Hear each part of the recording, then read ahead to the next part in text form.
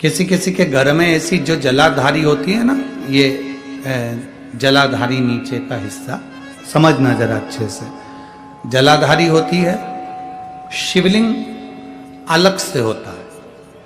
किसी किसी के यहाँ ऐसा होता है, किसी किसी के यहाँ इस जलाधारी में ही शंकर भगवान एकदम फिट होते हैं। जलाधारी के साथ में शिवलिंग फिट होता है। और किसी किसी की यहां पर जलाधारी होती है तो शिवलिंग उठ जाता है, रख दिया जाता है, साफ कर कर वापिस शिवलिंग को रख दिया जाता है, या स्नान कराया जाता है तो शिवलिंग रखा जाता है। अब कई लोगों के मन में एक प्रश्न आ जाता है कि गुरुजी हमारे यहाँ जो शिवलिंग है, हमारे यहाँ जो शिवपिंडी है, हमारे यहाँ जो शंकर जी की पूजन करते हैं उसमें जलाधारी अलग है, शिवलिंग अलग है, तो क्या मंदिर में भी कई मंदिरों में ऐसा होता है कि जलाधारी होती है, शिवलिंग अलग से होता है, स्नान कराओ, पूजन करो, आराधना करो, नीचे उसमें जल भर जाता है, दही दूध भर जाता है तो लोग उसे साफ कर देते हैं। इसका महत्व क्या है?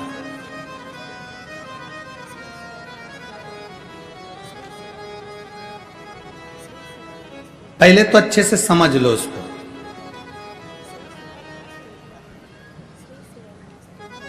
चाहे तुम्हारे घर में पूरा शिवलिंग बना बनाया हो वो भी श्रेष्ठ है, चाहे तुम्हारे मंदिर में घर में जलाधारी अलग हो और शिवलिंग अलग से रखा हुआ हो वो भी श्रेष्ठ है। बस अंतर एक है, केवल एक अंतर उसमें भारी है। कौन सा अंतर भारी है? कि जो शिवलिंग फिट है, जो शिवलिंग उसमें लगा हुआ है, उसकी आप आराधना कर रहे हैं, उसमें आप जल चढ़ा रहे हैं, भक्ति कर रहे हैं, आराधना कर रहे हैं, उसका भी फल पूरा मिलेगा। जो शिवलिंग अलग से है, उस जलाधारी पर रखा हुआ है, उसकी आराधना कर रहे हैं, उसका भी फल पूरा मिलेगा। पर अंतर इतना आता है कि जैसे जो फिट शिवलिंग है जलाधारी के साथ रखा हुआ, उस पर एक बेलपत्र चढ़ाई हुई, एक बेलपत्र चढ़ाई हुई हजारों फल देने वाली होती है। जो अलग शिवलिंग अलग जलाधारी होती है उस पर एक बेलपत्र भी अगर हम चढ़ा रहे हैं तो वो सहस्त्र सहस्त्र फलदायी प्रदान कर देती है। उसमें कई लोगों के मन में एक संशय हो जाता है, हमारा नीचे का जो जलाधारी है वो चांदी की है, शिवलिंग नर्मदा के कंकर का। कई बार किसी के मन में आ जाता है कि हमारे यहाँ जलाधारी अलग है पीतल की, शिवलिंग हमारे यहाँ कांच का है, स्फटिक का है, पारद का है या पाषाण का है, तो क्या फल देगा कि नहीं देगा? क्यों नहीं देगा?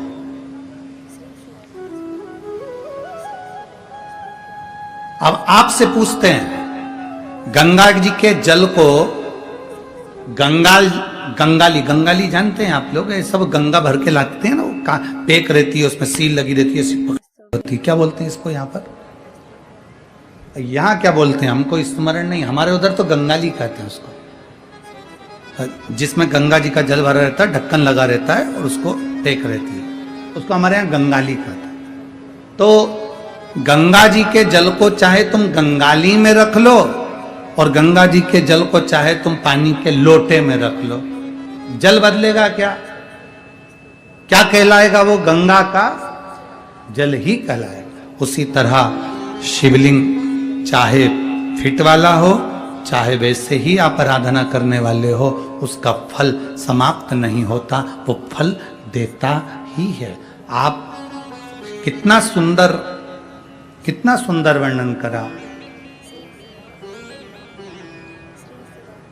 एक बार बाले ने गुरु नानक देव जी से प्रश्न किया, ओ घड़दानी त्रिकालदर्शी कैलाशी अविनाशी, भगवान शंकर की कथा कर रही है, दिवोदास की धर्म पत्नी अनंग मोहिनी, काशी नरेश की धर्म पत्नी अनंग मोहिनी, और वो अनंग मोहिनी निकल कर जा रही थी। एक बुजुर्ग वृद्ध माता पिता बैठे थे, बूढ़े हैं, कांप रहे हैं, चिल्ला रहे हैं।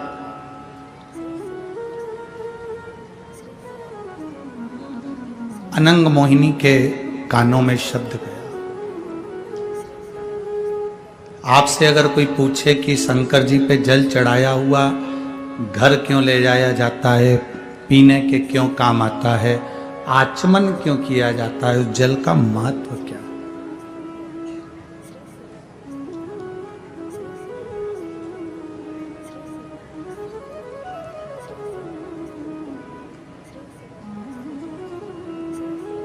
किसी किसी के घर में, किसी किसी शिव मंदिर में विश्वास पक्का है, तेरा भरोसा पक्का है, तेरी दृढ़ता पक्की है, तो ये होकर ही रहेगा। सब कुछ विश्वास कर। ये जायसवाल परिवार में कथा हो रही है। श्री राजकुमार जी जायसवाल इस कथा को लिए हैं। कलयुग में कथा करवाना बहुत कठिन विषय है, बहुत कठिन। और मैं राजकुमार जी जायसवाल जी को धन्यवाद दूंगा और उनकी धर्मपत्नी सौभाग्यवती श्रद्धा जी जायसवाल जी को धन्यवाद दूंगा कि आप दोनों का जो विश्वास है, आप दोनों का जो दृढ़ता है, इतना विश्वास आपका सालासर बालाजी के प्रति और शिव जी के प्रति इतना दृढ़ी है कि भोलेनाथ को आपके यहाँ कथा करने के लिए आना ही पड़ा। ये भरोसा, ये विश्वास। और आप मानेंगे नहीं, मैं ये इस कथा को लाखों लोग आस्था चैनल पर देख रहे हैं, फेसबुक यूट्यूब पर श्रवण कर रहे हैं और कई लोग इस कथा को श्रवण कर रहे हैं। यवतमाल जिले से कई बार कथा के लिए फोन आए। हमने एक ही बात उन लोगों को कही कि भाई ये कथा तो बनी में चली गई है, और वो भी यवतमाल जिले के अंतर्गत, वो भी यवतमाल जिले के अंतर्गत ही आती है। तो कथा तो कहीं, कथा तो जिले के अंदर ही हो रही है। उस कथा का लाभ आप सब लो।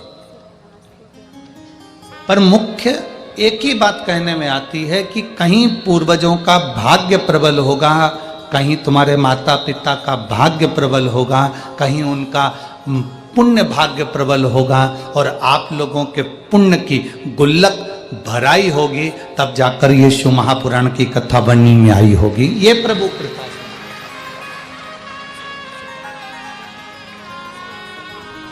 और लाखों की संख्या में पधारे आप सभी भक्तों को भी एक ही बात कहूंगा कि आपके घर में भी ढेरों लोग रहते हैं, ढेरों घर के अंदर लोग निवास करते हैं, पर यदि आप परमात्मा की कथा तक पहुंचे हो, भगवान के भजन तक पहुंचे हो, भगवान की अविरल भक्ति तक पहुंचे हो, तो ये मानकर चलना कि कहीं प्रभु की कृपा हुई होगी, उसकी उदारता हुई होगी, उसकी करुणा हुई होगी, उसकी दया हुई होगी, तो आप इस कथा तक पहुंचे हो। बहुत कठिन है, बहुत कठिन। दुनिया को अपना बनाया जा सकता है, पर अपनों को अपना नहीं बनाया जा सकता। बहुत कठिन है महाराज।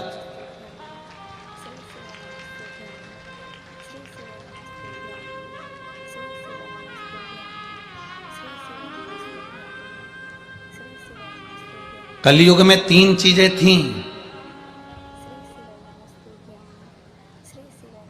कली काल में 3 चीजें परमात्मा ने दी थी।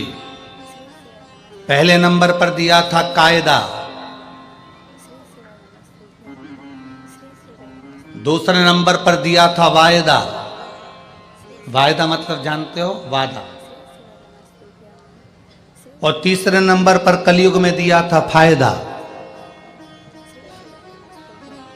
परमात्मा ने 3 चीजें मनुष्य को दी थी कलिकाल में। पहले नंबर पर कायदा, दूसरे नंबर पर वायदा, तीसरे नंबर पर फायदा। अब 2 चीजें कलयुग से चली गई। पहले नंबर का कायदा, ना बड़ों का, ना छोटे का, ना नीचों का, ना ऊंचे का, ना किसी का, ना किसी का, कोई बड़ा कोई छोटा, कोई कैसा, किसी का कोई कायदा नहीं करता। दूसरे नंबर पर वादा, आज के कली काल में कोई वादा नहीं है। कोई तुमसे 10,000 रुपये लेकर चले जाए, तुम वो कह देगा कि हम 15 दिन बाद दे देंगे, कोई वादा नहीं है। महाराज कलयुग में 3 चीजें थी, कायदा, वायदा और फायदा। कली काल में से 2 चीजें चली गई। पहले नंबर पर कायदा चले गया, दूसरे नंबर पर वायदा चले गया। कलयुग में केवल एक चीज रह गई, फायदा। आज का व्यक्ति ऐसा हो गया, उसका फायदा काय में है, बस वो देखता है और उसी के पास जाता है जहां उसका फायदा होना हो।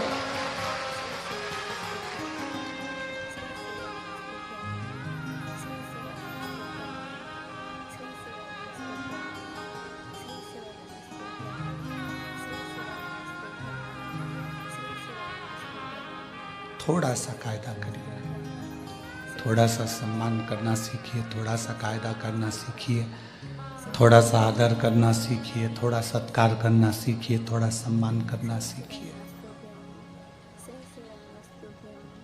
जो वादा किया है उसको निभाने का एक प्रयास करिए। जो वादा आपने किया उसको निभाने का प्रयास करिए।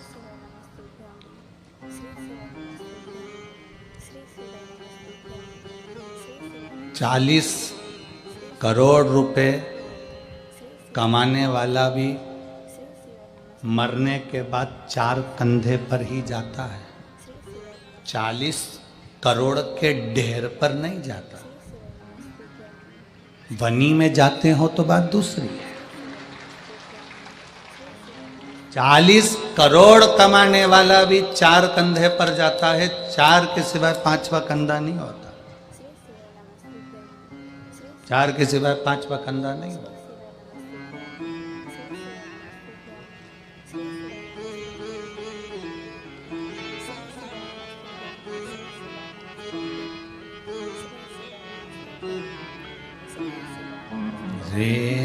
पहले जग जाए, ये जब जागती है जब बच्चों को स्कूल पहुंचाना हो उसके आधे घंटे पहले, और जो गरजना चालू होती, उठ जा।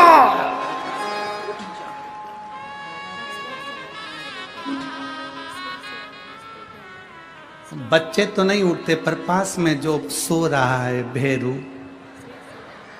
वो उठ जाता।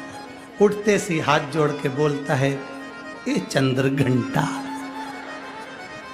ए कुष्मांडा, कात्यायनी, कालरात्रि, हे काली खप्पर वाली, आज क्या हो गया जो तू इतनी गरज रही है?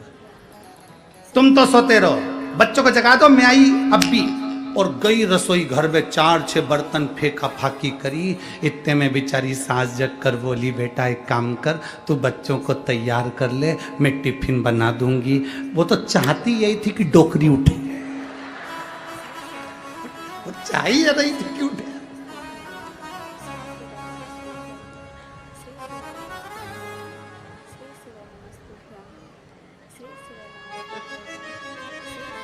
जब तक बच्चे स्कूल नहीं पहुंच जाएं तब तक इतनी चिल्लाए, और बच्चे जब स्कूल पहुंच जाएं तो बच्चे भी घर के पांव पड़ के जाते हैं, हाथ हिला के जाते हैं।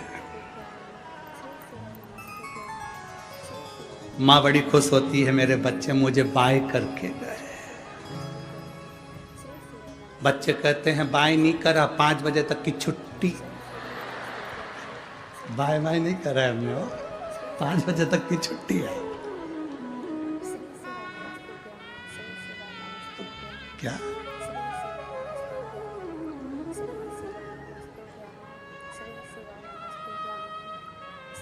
कितना कितना वर्णन है महाराज, कितना। फिर इस लाइन में एक लाइन और कही गई, सास ससुर जो भोजन करिए, नित नित भोजन पहियो। अगर घर के बड़े भोजन कर रहे हैं तो पहले उनको भोजन कराओ, उसके बाद स्वयं भोजन ग्रहण करो। पर हमारे यहाँ पर सिखाकर भेजा जाता है, जितना बन सके उतना काम करना।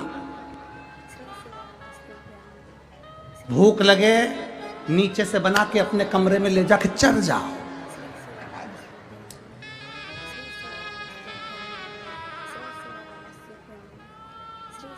प्रयास करो। कोई घर में भूखा तो नहीं है, प्रयास करो। कोई घर में भूखा तो नहीं है, भोजन कराओ समय की अवस्था के अनुसार। हमारे ब्राह्मण भैया राजकुमार जी जायसवाल जी के यहाँ पर मंडल बना रहे थे, पूजन के जो मंडल होते हैं वो मंडल बना रहे थे। तो उनकी धर्म पत्नी वो श्रद्धा जीजी बाई वो ब्राह्मणों से बोली, पंडित जी मंडल बाद में बनाना, पहले भोजन करके आओ। उन्होंने कहा नहीं, हम पहले मंडल बना देते हैं पूजन के, फिर हम भोजन कर लेंगे। नहीं, पहले भोजन करो उसके बाद मंडल बनाओ। जाओ जरा, हम पहले मंडल बना लेते हैं। नहीं, पहले भोजन करो फिर मंडल। फिर किसी ने पूछा, माता जी आप हमें भोजन करने का बोल रही हो, हम मंडल बना लेते हैं। नहीं, तुम लोग भोजन नहीं करो जब तक हम भोजन कैसे कर लें, इसलिए पहले तुम भोजन कर लो उसके बाद हम भोजन कर लें। ये संस्कार है, ये संस्कार होना चाहिए। घर के बड़े, घर के बुजुर्ग, घर के मेहमान, घर के अतिथि, घर के सम्मानीय व्यक्ति आपके घर में हैं तो पहला भोजन उनका होना चाहिए, पहला आदर उनका होना चाहिए, पहला सत्कार उनका होना चाहिए। धन जोड़ा आपने, पैसा जोड़ा आपने, व्यापार किया आपने, पर इतना जरूर याद रखना, सब कुछ जोड़ना, उसके साथ में आप अपना व्यवहार जरूर जोड़ना जो अंत समय तक जाने वाला है। आपका व्यवहार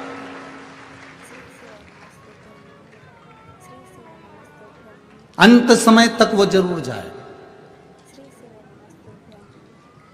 और यदि व्यवहार नहीं है तो वो नहीं जाएगा। शिव पुराण कहती है महाराज, भगवान शंकर का चरित्र कह रहा है, भगवान शिव की पवित्र कथा कर रही है। गुरु नानक देव जी नामदेव जी से कहते हैं कि भजन में अगर बल है तेरे, और मैंने तुझे कहा, नामदेव जी महाराज से कहते हैं, नामदेव मैंने तुमसे कहा, ई वे विठ्ठल ऊ वे विठ्ठल, विठ्ठल बिना बहु पार नहीं। हर जगह पर पांडुरंगा विठ्ठल विराजमान है, कण कण में परमात्मा विराजमान है। इसको ढूंढने की जरूरत नहीं है। सुनो नामदेव, तुम जहां बैठकर भगवान का भजन करोगे वहां पर हरि विठ्ठल पांडुरंगा तुम्हारे सामने होगा, भजो। और नामदेव जी ने जो भजना प्रारंभ करा, स्वयं गुरु नानक देव जी खड़े खड़े देखते रहे कि नामदेव जी भजन में इतने लीन हो गए, इतने लीन हो गए कि शंकर भगवान के मंदिर का दरवाजा बदल गया और दरवाजा सम्मुख में हो गया। गुरु नानक देव जी ने नामदेव जी को जगाया और गुरु नानक देव जी नामदेव जी को जगा कर कहते हैं, नामदेव उठो, तुम्हारी भक्ति का बल बढ़ा तो भगवान शंकर का दर्शन तुम्हें पीछे की ओर भी हो गया। ये भक्ति होती है। लोग कहते हैं गुरुजी हम कौन से कलर का कपड़ा पहने भगवान मिल जाएंगे, हम कौन से कलर का कपड़ा धारण करें भगवान मिल जाएंगे, हम कौन सी नदी के तट पर जाकर बैठे भगवान मिल जाएंगे। शिव महापुराण की कथा कहती है, भगवान को पाने के लिए कपड़े बदलने की जरूरत कभी नहीं पड़ती, भगवान को पाने के लिए केवल कलेजा बदलना पड़ता है, परमात्मा तुम्हारे सामने आ जाता है। केवल हमको कलेजा बदलना है, केवल हमको अपना मन बदलना है, केवल हमको अपनी चित्त बदलना है, केवल हमको हमारी वृत्ति बदलना है। विचार और जल ये दोनों गंदे नहीं होना चाहिए। विचार और जल अगर गंदे हैं, जल गंदा है तो आपको स्वस्थ नहीं होने देगा, आप बीमार की बीमार रहेंगे।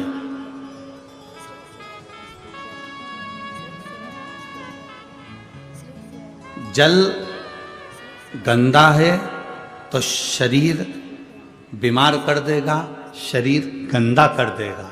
और अगर विचार गंदे हैं तो वो मन गंदा कर देगा, आपकी सोच गंदी कर देगा।